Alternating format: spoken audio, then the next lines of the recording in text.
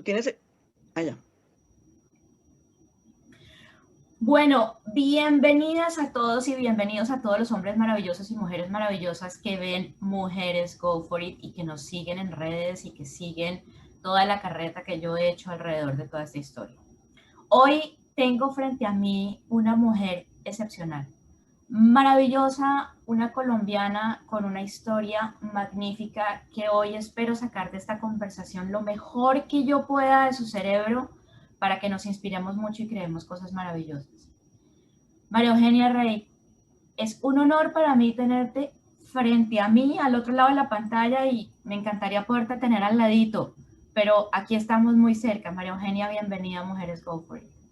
Bueno, pues qué gusto de verdad estar aquí, qué gusto saludarla a todos los que nos están viendo o que nos irán a ver más tardecito, pero el honor es mío porque me parece maravilloso. Yo pienso que estamos en un momento de una pandemia mundial terrible y que en la medida en que todos pongamos un granito de arena para inspirarnos entre todos nosotros, pues me parece maravilloso y ojalá pueda yo ayudar un poquito a que todo esto sea más divertido. Entonces, pues aquí Ay, qué rico, me alegra.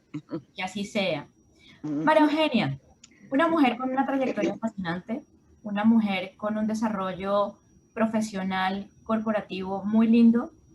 Eh, ha sido gerente general de compañías, presidente de asociaciones, de fundaciones, de juntas directivas, y hoy en día todavía formas parte de una cantidad de juntas directivas de diferentes organismos, ¿correcto?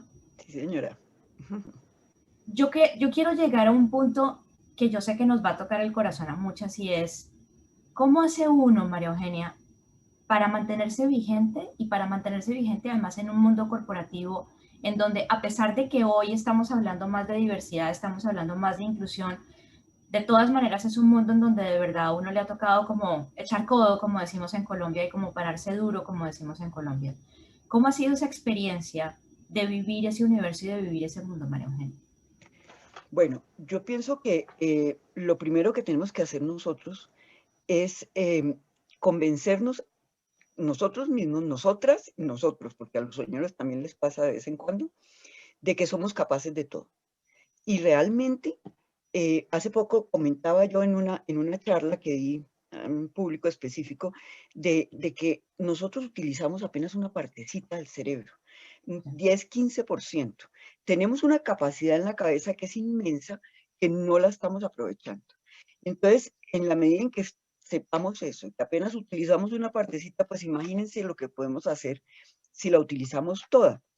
Entonces, yo creo que lo primero que tenemos que hacer nosotros mismos es convencernos de que somos capaces de hacer lo que queremos, cualquier cosa que queramos y llegar a donde queramos. Y para eso, pues hay un camino por recorrer naturalmente. Entonces, en ese orden de ideas y siendo absolutamente convencida de que puedo hacer lo que yo quiera hacer, y todos queremos algo distinto y eso es importante decirlo, porque es que no todos queremos hacer las mismas cosas. ¿Y qué tal que todos quisiéramos hacer lo mismo? Pues no podríamos, porque no cabemos, así de fácil. Entonces, convencernos de que podemos. Y para eso me parece que lo más importante de todo es prepararse, prepararse, estudiar, estudiar, estudiar, estudiar y a estudiarse y actualizarse permanentemente porque todos los días cambian todas las cosas. Hoy en día, por ejemplo, la tecnología nos lleva en una carrera contra el tiempo inmensa. Yo puedo decir que yo empecé a estudiar chiquita, pues cuando empezamos todos en el colegio, y no he parado.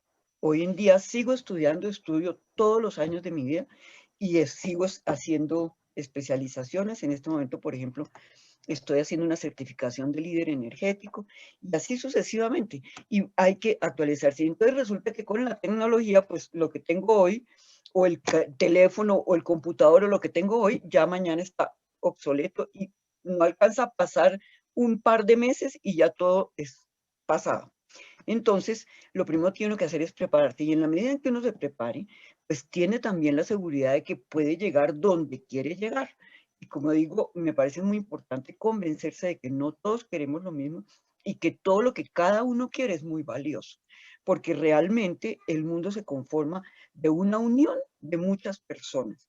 Nosotros estamos hechos para vivir en comunidad, por eso nos está dando tan duro esta pandemia de encierro, y Sí, gracias a Dios a la tecnología podemos comunicarnos con los demás, pero, pero que nadie consigue nada solo, y que lo que es más importante es lograr que el grupo en el cual uno esté, ya sea trabajando o viviendo o todo esto, tiene que estar comunicado y que entre todos nos tenemos que ayudar. He tenido la fortuna de llegar a cargos altos, pero siempre he estado convencida de que no lo hubiera podido ser si no hubiera tenido un buen equipo conmigo.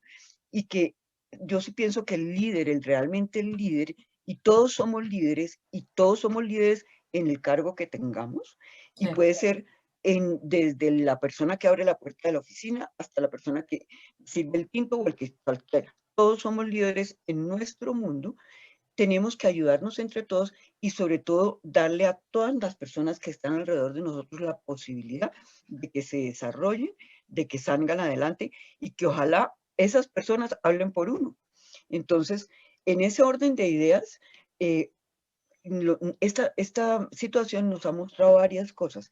Primero, con mayor razón de que las personas son lo que valen, que no importa lo que yo tenga o no tenga, porque las cosas las tiene uno en un momento dado y puede no tenerlas, eso son cosas, no dejan de ser cosas.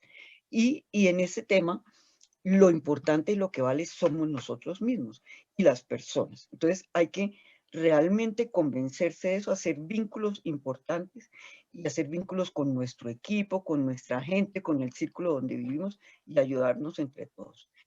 Pero adicionalmente hay que prepararse para lo que a uno le gusta. Y entonces a mí me pasó que cuando yo empecé y salí del colegio, siempre he sido una abanderada de las matemáticas y tuve la gran fortuna de estar en un colegio que tiene unos laboratorios de química y física absolutamente maravillosos, el colegio alemán. Sí. Eh, y, y adicionalmente porque el gobierno alemán había donado, siempre viene donando a los distintos colegios alemanes del mundo, y en ese momento también unos equipos de laboratorio maravillosos. Entonces, cuando yo salí, dije, yo no quiero estudiar medicina, sino quiero estudiar algo que tenga que ver con matemáticas, física y química, que no sea medicina, y me encontré con la biología. Empecé a estudiar biología, pero de pronto, casualmente me encontré con el gerente de Lufthansa de esa época, me lo encontré en una reunión y me dijo que le ayudara en Lufthansa. Le dije, pero yo no, lo único que sé de los aviones es que yo me subo aquí y me bajo acá, no más. No, Sí, ni que va a idea. ser que va a ser la bióloga en Lufthansa, sí, de acuerdo. Entonces me dijo, no, tranquila que nosotros nos encargamos de enseñarle, yo le enseño y además Lufthansa tiene una universidad maravillosa. Y dije, bueno, ¿por qué no? Pues entré a hacer un reemplazo y me quedé 25 años. Entonces, Wow, la 25 biología años se me también es olvidó. un montón de tiempo. ¿Qué dices? 25 años es un montón de tiempo. Sí, mucho tiempo. Entonces hice pues la carrera, estudié administración de aerolíneas realmente, me fui a Alemania, trabajé en Alemania también. Y, y entonces, y me fascinan los aviones. Para mí esto es como para el que le gustan los carros o los barcos o lo Sí, que sea. A mí son los aviones, me encantan. Desafortunadamente estamos en una época bastante dura para todas las aerolíneas, pero bueno. Y me encantó. Y entonces de allí, mm, en un momento dado, en el 11 de septiembre, yo digo que yo soy damnificada del 11 de septiembre por los laditos, porque casi todas las aerolíneas cancelaron muchísimas rutas, pues los costos de seguridad dentro de la cabina y todos los reaseguros, todo eso por lo que pasó, se incrementaron de una forma grandísima.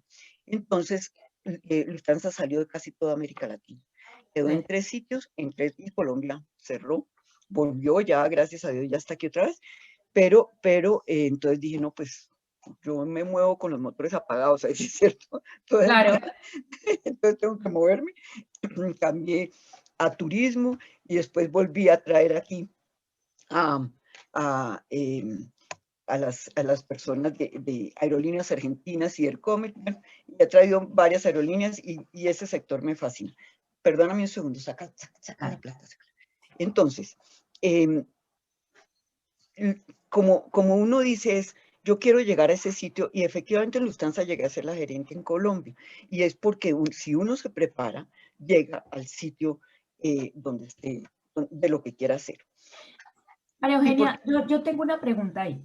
Yo creo que esa frase que estás diciendo es muy poderosa y la voy a unir con una frase tuya que me encontré en internet que dice, las mujeres tenemos las capacidades, pero tendemos a minimizar nuestro impacto. Esa frase tuya me la encontré en internet. Y hay algo que yo creo, María Eugenia, y lo digo también por experiencia personal, y es, hay momentos en los que uno sí tiene una cantidad de situaciones alrededor en las que uno empieza a dudar de uno mismo y empieza a dudar si de verdad tiene la capacidad para poder enfrentarse a eso. ¿Qué ha hecho María Eugenia cuando se encuentra en esos momentos? Esos momentos en donde de pronto en su historia, en algún momento específico dijo, yo no sé qué estoy haciendo acá, o yo no sé cómo voy a asumir este reto. ¿Cómo he se tenido convence María muchos, Eugenia de eso?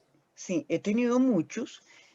Por ejemplo, cerrar la operación en Colombia fue muy duro. Por ejemplo, me tocó cerrar una operación en un momento muy duro, que fue la operación de Ercomet en Colombia, donde iba divinamente.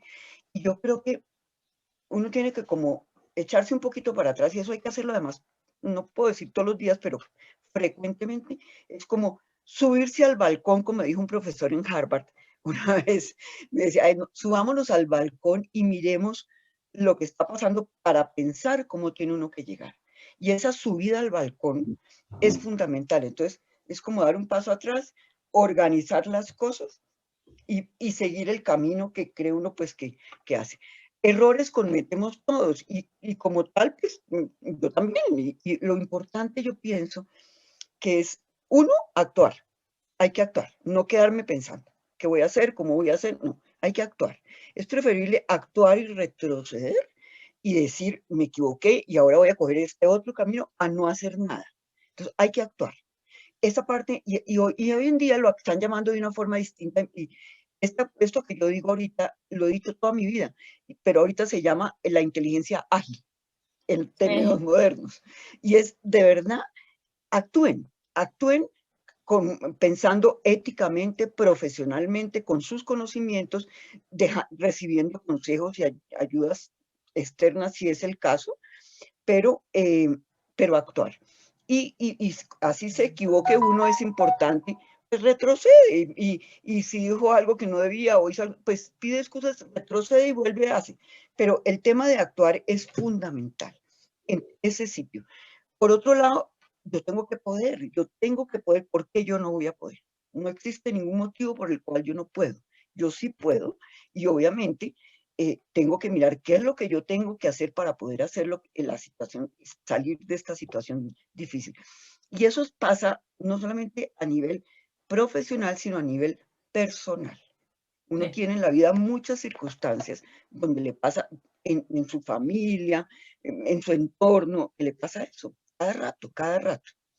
Y entonces, a nivel personal también he tenido que salir de momentos muy difíciles, pero absolutamente difíciles, y aquí estamos y todo pasa. Entonces hay un dicho que yo le oí a alguien que decía, si tú puedes solucionarlo, hazlo. Si no, piensa en otra cosa y sigue adelante. Sí. Y eso es importante, ¿no? Y el tema de la preparación y el tema de valorar la gente que puede uno tener al lado, o algo así, que en un momento dado le puede ayudar. Porque pues todos necesitamos una ayuda en algún momento dado. Eso es totalmente así. Ahora, en el tema de abrirme ese camino de muchos hombres, pues yo tengo que decir algo que me ha pasado. Yo creo que a mí me ha ido muy bien con todos los compañeros, muy bien, la verdad es que han sido muy queridos siempre conmigo. Lo que sí he visto, por ejemplo, en las juntas directivas y en ciertas juntas directivas, inclusive en juntas donde soy la única mujer, es que cuando está uno de única mujer en una situación de una junta directiva, por ejemplo, tiene uno que hablar más durito. Y yo digo, hablar más durito no es subir la voz, sino Sí. prepararse más. Es tener los argumentos mucho más sólidos, y para poder que lo que uno diga sea respetado y se haga, porque lo está haciendo para bien de donde esté, de la institución o de la empresa o lo que sea. Entonces, el tema es que efectivamente nosotras, y esto es una cultura milenaria que mientras la acabamos va a pasar, yo creo que varias generaciones, y es que desde antes, las mujeres siempre tuvieron unos roles específicos de toda la humanidad, de siempre. Entonces, y los hombres otros. Entonces siempre nos dijeron, las mujeres son las que están en la casa, que cuidan los hijos, son las encargadas de la parte de la tarea del cuidado que no es remunerada además. Sí, sí. Y los señores son los que traen el dinero a la casa, pero no se preocupan por lo que está en la casa. Sí. Eso ha ido cambiando y en países desarrollados pues ya uno lo ve diferente, pero en países de América Latina es muy fuerte todavía. Y sin embargo, pues se está avanzando, estamos avanzando exitosamente, pero es muy lento que lleguemos. Entonces, no hay tal de que esta carrera es solamente para mujeres y esta carrera es solamente para señores. Por ejemplo, les voy a dar unas cifras. Apenas en 1931, después de un debate en el Congreso en Colombia, pudieron las mujeres entrar a la universidad. Y eso es menos de un siglo, eso es ayer. Y apenas hasta 1936 entró la primera. Hasta 1954, las mujeres en Colombia sacaron cédula y pudieron votar. Eso es 70 años, 60 años. Sí, total. Pudieron salir a votar y a expresar por el voto qué pensaban. Hasta 1976 pudieron heredar, porque si los papás de una familia morían y tenían algo para heredar, lo heredaban los hijos hombres y no las mujeres. Hasta ese momento pudieron heredar, y lo peor, hasta el 82, si no estoy mal, puedo estar ahí un poquito corrida de años, pudieron tener la patria potestad de los hijos cuando se separaban. Wow. Así, entonces, esto es ayer. Entonces, hoy hay todavía países en América Latina donde si una mujer va a pedir un crédito, se lo dan al señor y no a ella. Donde así sea cabeza de hogar. Así es. Todavía hay un montón, y África, pues ni se diga, no toda África, pero sí gran parte. Y eso estamos en este momento donde nos vemos pues mucho más avanzados. Luego, de verdad lo que hay que hacer ahí en ese trabajo es inmenso. Pero adicionalmente, por ejemplo, si una mujer va a entrar a un cargo en una empresa cualquiera y cumple todo lo que tiene que hacer y hace su trabajo bien, y además hay un señor que pide el mismo trabajo, también lo hace bien, ambos lo hacen bien, ambos. Él gana muchísimo más que ella. Y las diferencias en América Latina es hasta el 40%. Y no solamente en América Latina, María Eugenia, acá en Estados Unidos donde yo vivo tú lo ves y las cifras son alarmantes, en donde uno dice, pero ¿por qué por $1 que se gana este personaje yo me gano solamente 70 o 75 centavos? O sea, es que las diferencias son realmente grandes en este universo en ese sentido. Exacto, las brechas en salarios en el mundo, el promedio es del 23%. En el mundo, inclusive en países desarrollados, Europa y Asia, etcétera. Pero entonces, pues eso hay que trabajarle. Y aquí pues lo estamos trabajando y en muchos países del mundo se está trabajando. Pero, y hay que funcionar porque no es justo tampoco, ¿no? Pero adicionalmente, por ejemplo, en Colombia, el 75% del trabajo no remunerado, trabajo del cuidado, está a cargo de las mujeres. Entonces, ¿qué ha pasado en esta pandemia? Entonces, el desempleo en el mundo entero subió, obvio. Aquí, pues, muchísimo. Pero las mujeres son las que más han aportado al desempleo. ¿Por qué? O porque se la sacaron o porque tuvieron que salirse porque los hijos están en la casa. Entonces tienen que ayudar a las tareas, a la cocina, todo en la casa. Entonces la casa se volvió el mundo de cada persona durante esta pandemia. Entonces, ¿quién ayuda allá? Las mujeres. Entonces, efectivamente, el desempleo en las mujeres en este momento en Colombia es de un 8% de diferencia. Wow. Hay países que sube hasta el 40%. Perdón, hay ciudades en Colombia, pequeñas, que sube hasta el 40%. Entonces, todo eso pues tenemos que hacerlo consciente y hacerlo posible para que todos lo vean, y porque adicionalmente el tema no es solamente porque es mujer, sino porque adicionalmente es capaz, pero adicionalmente aporta al PIB de la ciudad, del país y del mundo. Así de fácil, es por ese motivo el principal. Entonces, en ese orden de ideas, pues el trabajo que tenemos por delante es inmenso y que va a ser un trabajo de muchas generaciones, pero bueno, pues hay que empezar. Pero Eugenia, yo soy una abanderada o digamos que tengo la creencia y digamos que es una teoría que no es tan loca, pero con todo esto de mujeres go for it, yo poco a poco cada vez que tengo una conversación como que voy verificándolo. Yo creo que nosotras como mujeres en América Latina también tenemos un, voy a llamarlo problema, pero no sé si problema es la palabra correcta, en donde tenemos una cantidad de creencias limitantes. Y esas creencias limitantes son creencias que son históricas. Esa creencia que parte de el rol tuyo está acá y no acá, de lo que tú tienes que hacer es esto y no esto, de eso correcto que entre comillas enmarca lo que significa el papel de la mujer en una Latinoamérica que en términos generales, voy a ser honesta, es machista. ¿Sí?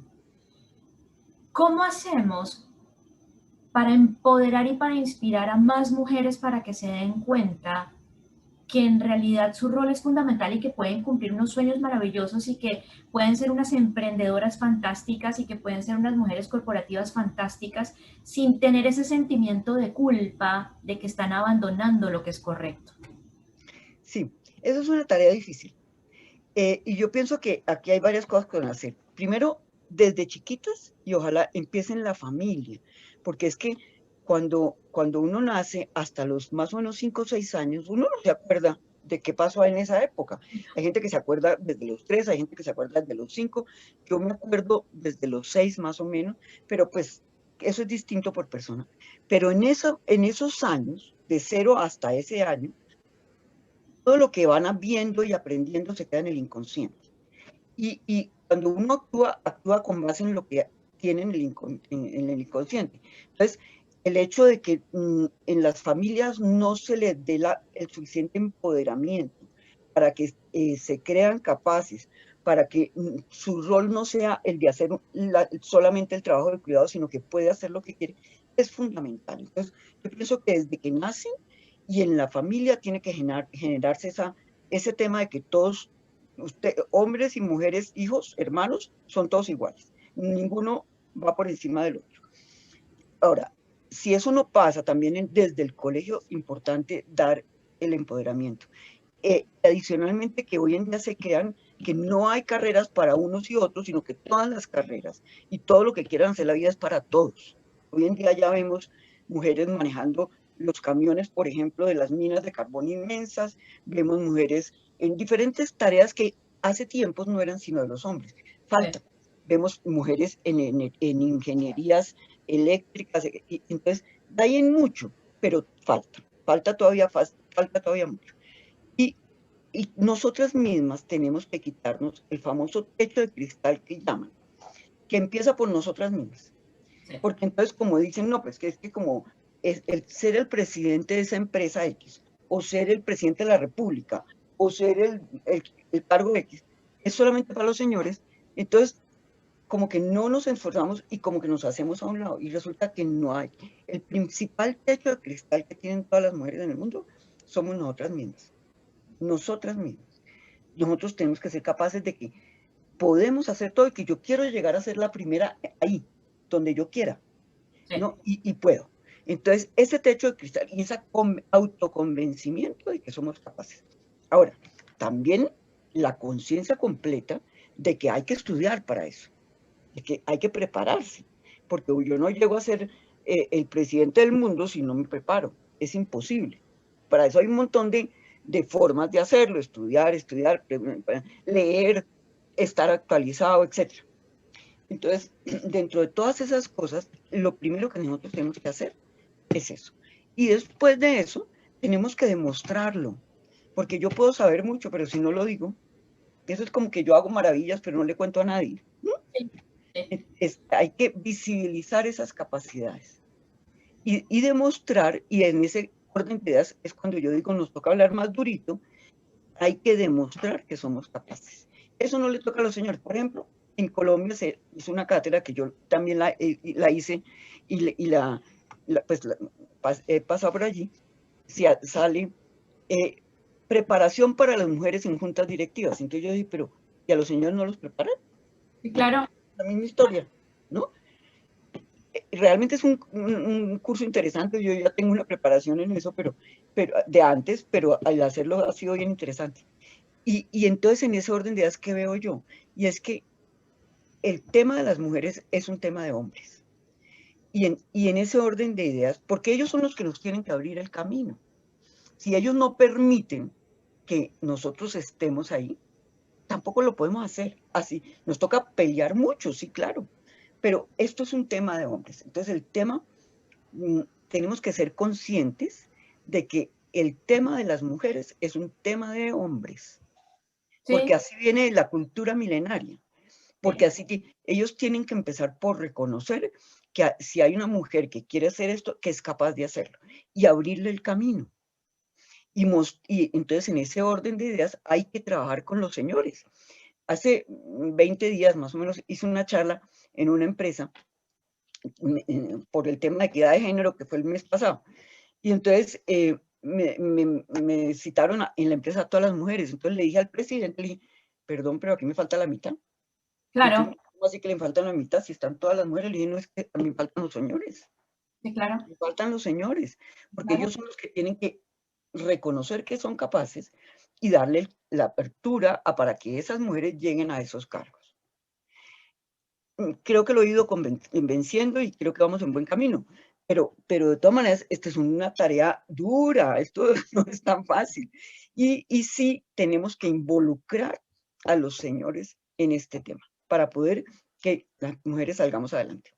Y entonces, ¿cómo hacemos? Diría yo que hay ese tema, el tema de nosotras mismas creérnoslo, preparárnoslo, demostrarlo y tener a los hombres de aliados para que nos den el camino para salir.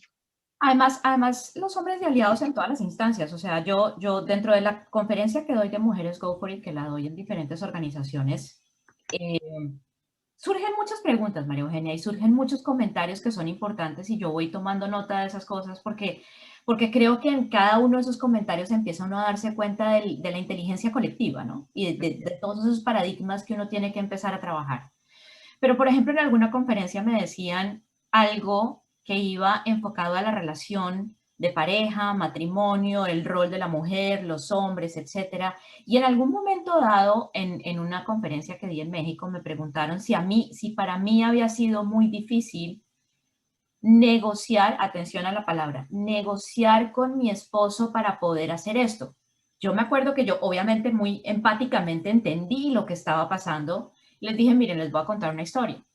Yo trabajé muchos años en el sector corporativo. Cuando me retiré del sector corporativo, las mujeres que estaban a mi alrededor en cargos de poder me decían, ¿tú en serio te vas a retirar y vas a ir a vivir de tu marido? Y yo me acuerdo que en ese momento les dije, un momento, es que yo me voy a retirar porque yo quiero emprender.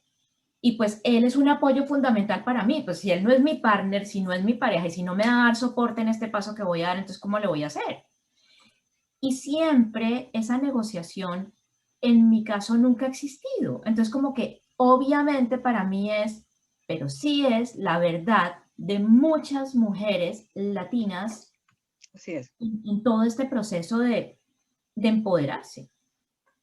Sí, entonces ahí va el tema de que le dicen a uno, pero cuando estaba chiquito y está en la casa paterna, dicen, bueno, la van a dejar ir a la fiesta, por decir algo, a hacer tal cosa.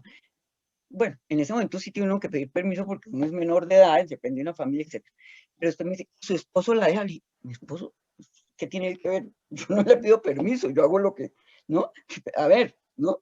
Entonces uno tiene que, pero es que es la posición de uno, porque cuando la mujer le dice, me deja hacer tal, no, perdimos, ¿va? Partió de base negativa, sino hay que ser suficientemente eh, segura de sí misma como para hacer el tema y demostrárselo así desde que se conocen, pues porque si ya están casados y van a empezar a hacerlo diferente, pues sí va a haber un choque grandísimo porque desde que se conocieron el tema era distinto.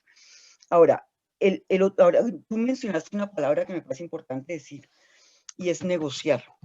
Y es que cuando uno habla, lo que acabo de decir de las brechas, que tú también comentaste, en las brechas salariales, nosotras las mujeres no sabemos negociar por naturaleza.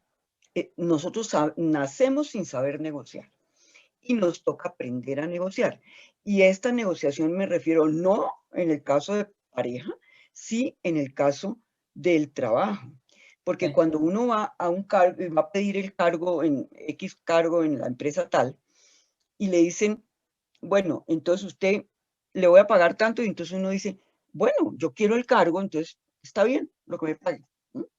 Pero si llega un señor a ese mismo cargo y pide y le dicen, le voy a pagar tanto, él dice, no, si no me paga tanto, no vengo. Sí.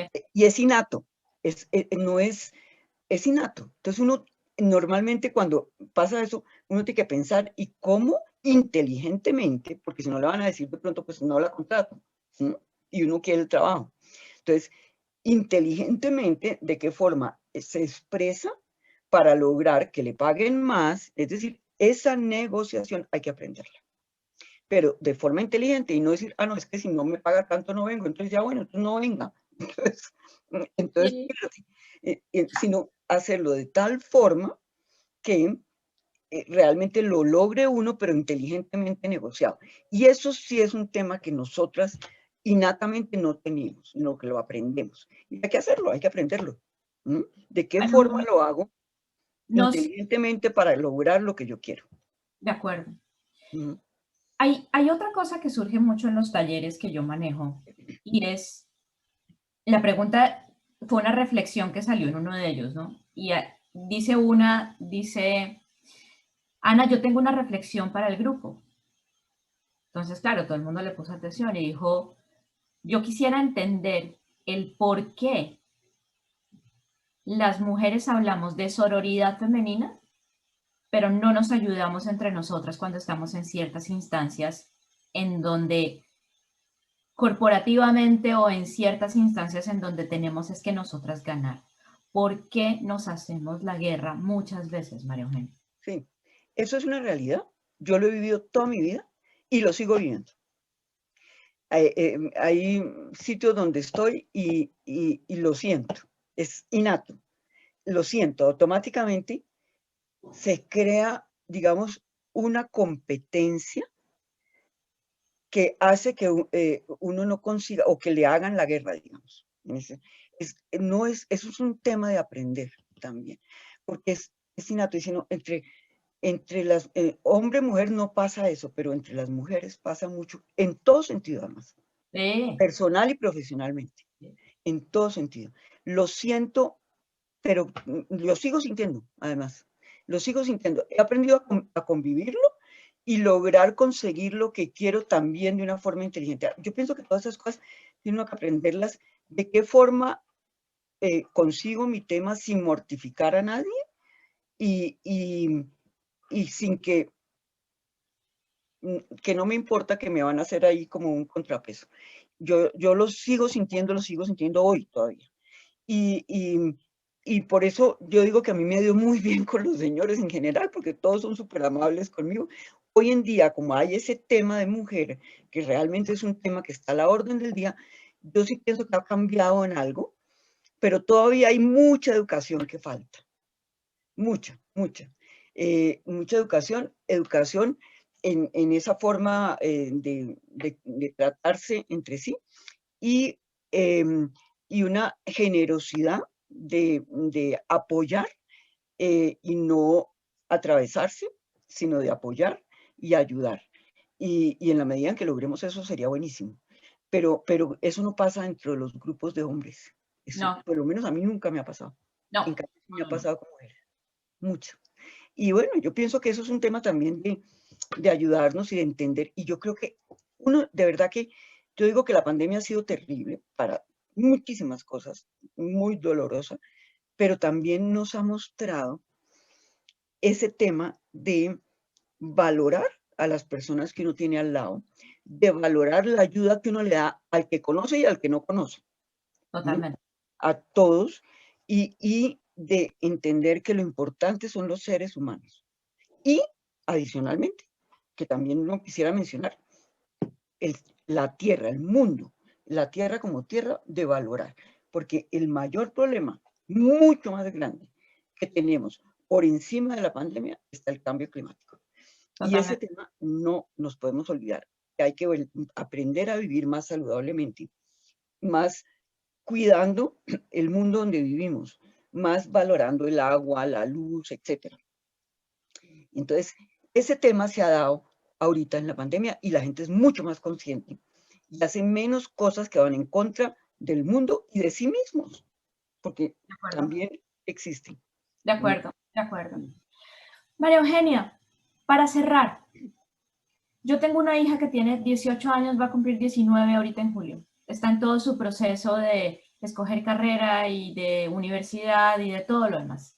Y empiezas a verles un afán inmenso porque todo salga rápido y porque todo salga ya y porque es que, mejor dicho, la vida se va a acabar mañana, ¿no? Más o menos.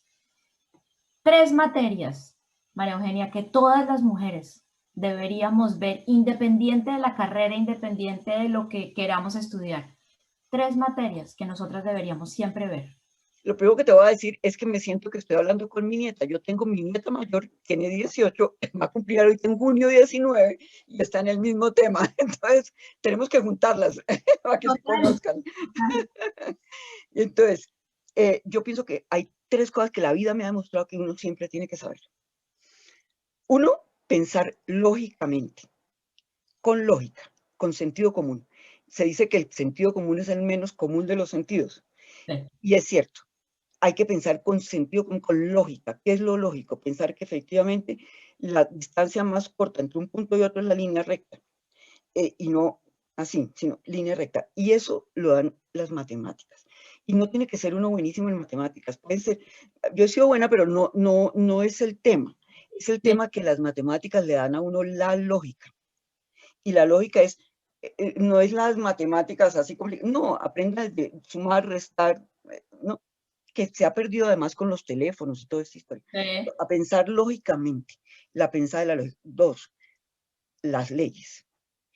No hay carrera en el mundo que debiera tener siempre por lo menos un semestre de ley, de las leyes, de abogacía, de ser abogado, de conocer las normas del país donde vive y ojalá de otros países, pero conocer las normas legales que existen en materia de impuestos, en materia de crear empresas, en materia de cerrar empresas, en materia de la regulación de donde estoy. Eso, llámese estudio de cualquier cosa. Hay que aprenderlo, porque cuando uno o crea empresa o es gerente de una empresa, pues lo atropellan cosas que no sabe y sí, que si no sabe, es importante cuando hay que reportar para los impuestos, cuando hay que pagar el impuesto, cuando tengo que constituirme de tal forma. Eso debería estar en todas partes, en todas partes. Y la cultura general. El entender la importancia de estar actualizados. Yo, por ejemplo, recibo 3 periódicos diarios y un par de revistas, y no siempre los alcanzo a leer. Tengo que, no los puedo, porque además si me pongo a leer los 3 consecutivamente, pues se me fue la mitad del día. No los voto hasta que no los lea. Uno no tiene que detallar, pero estar informado de lo que está pasando. No puede ser que yo piense, no, esto está delicioso y resulta que tumbaron al presidente y yo ni me doy cuenta, ¿no? Entonces, y no solamente en el país, sino a nivel mundial. Saber qué está pasando con el dólar, con el euro, cosas que son básicas que no, seguramente no las utiliza diariamente, en algunos casos sí, en otros no, pero uno tiene que saberlos. Saber qué está pasando con la política mundial, estar informado de las cosas importantes que están pasando en el mundo y en el país y en la ciudad, obviamente. Eso me parece. Esas serían 3. Hay muchas más, pero esas 3 son fundamentales. 3 son fundamentales. Me hiciste acordar a mi mamá, que por cierto ahorita el domingo cumple años de haberse ido de este plano, pero ella me decía una frase y era, nena, jamás dejes de estar fuera del mercado, en todo sentido. Y yo me acuerdo que yo le decía, pero mamá, ¿qué significa estar dentro del mercado? Y ella me decía, no dejes de estar fuera del mercado, no dejes de estudiar, no dejes de darte cuenta que tu cuerpo es importante, no dejes de darte cuenta que tienes que seguir en pro de tus sueños, que todo, o sea, tienes que vivir actualizada. No dejes de estar fuera del mercado. Esa era una de las frases que ella me repetía muchísimo. Sí. No dejes de estar fuera del mercado. Sí, voy a hablar con alguien y me va a contar algo que yo no tengo, entonces no tengo tema de conversación. Ahora, ¿cómo estar actualizado hoy en esta pandemia? son las redes sociales. Claro. Cuando yo empecé a estudiar, esto no existía. Hoy soy la más activa y es importantísimo porque es que como nos estamos comunicando a través de las pantallas, la forma de conocer gente, de entender otras cosas, de entender nuevos conocimientos y de estar con la gente son los temas tecnológicos. Entonces, hay que saber por lo menos qué significa la inteligencia artificial, qué significa, para que yo no trabaje en eso, pero qué significa, qué es un blockchain, qué es una red social, cómo se manejan, qué redes sociales sirven para esto, para esto, para esto, porque todas sirven para algo distinto. Entonces, ese tema es bien importante y en la pandemia se volvió fundamental. Entonces, ese tema lo debe saber todo el mundo, todo el mundo. Eso lo tiene la gente joven innatamente. Gente que va teniendo más años, pues no, pero también uno tiene que estar al día. Yo recuerdo que una tía abuela de mi mamá, cuando yo estaba chiquita, le decía, ella en esa época, porque el promedio de vida mundial ha subido a 100, más o menos 90, 100, ¿no? No todo el mundo, obviamente, pero un promedio. Y yo tenía por ahí 10 años y ella tenía como unos 80, más o menos, de un sitio, de una ciudad chiquita, bueno, pues ya duró 10 años más y murió, pero ella con esos años me decía, estoy en clase, y le digo yo, ¿en clases de qué? Entonces me dijo, estoy estudiando inglés, porque no es posible que en este momento de mi vida yo no sepa inglés. Y yo entonces, yo tengo muchos amigos y ella era una belleza, ella nunca se casó. Entonces me decía que tenía amigos de 20 años, de dónde están. Me decía, no, por carta, yo escribo mis cartas, les cuento cosas, ellos me corrigen y en mi idioma me corrigen y me cuentan sus cosas y yo los aconsejo. Eso me pareció maravilloso.